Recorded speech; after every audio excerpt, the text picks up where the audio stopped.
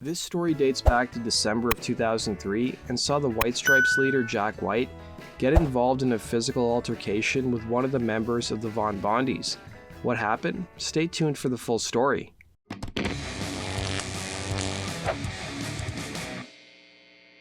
Jack White has been credited with helping kickstart Detroit rock band Bondies' career beginning in 2001 when he produced their debut record Lack of Communication.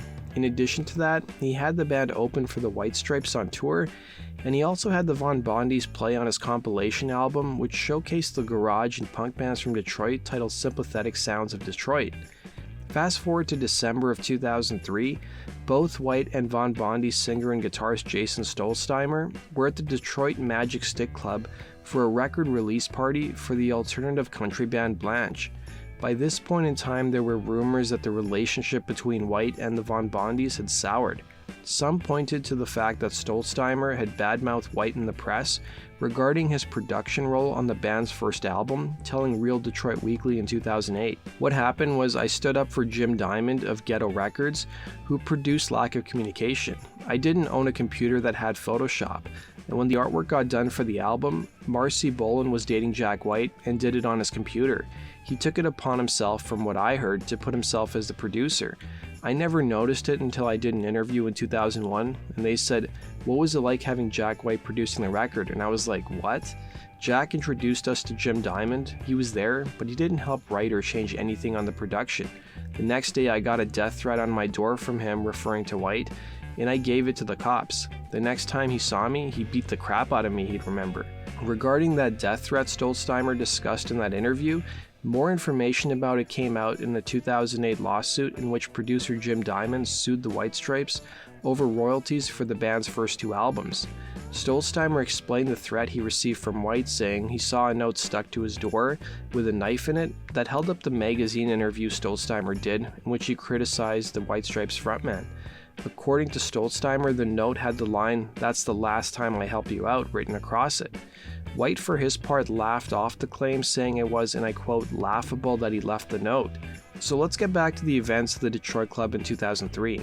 According to Stolzheimer, White wanted to speak with him at the club, but when the frontman refused, he claimed White reacted angrily and threw Stolzheimer to the ground and punched him several times in the face.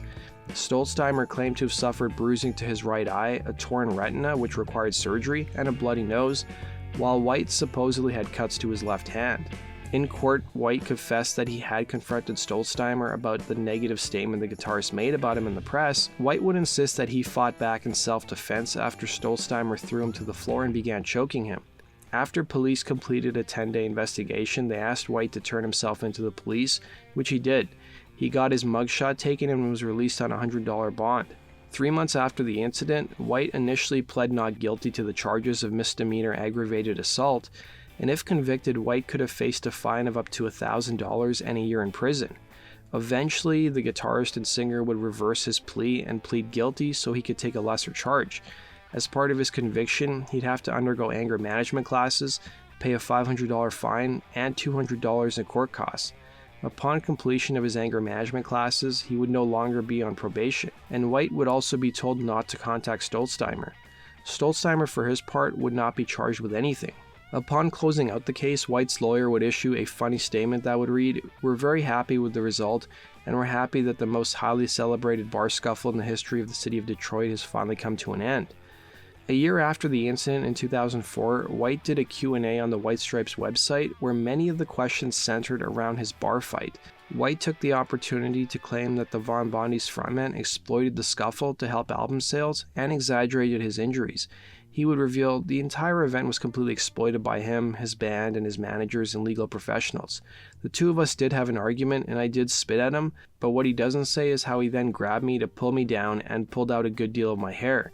My retaliation was to hit him to get him off me. Then he landed on my hand, which became cut on the broken glass underneath it. The whole thing lasted less than 10 seconds, he'd say.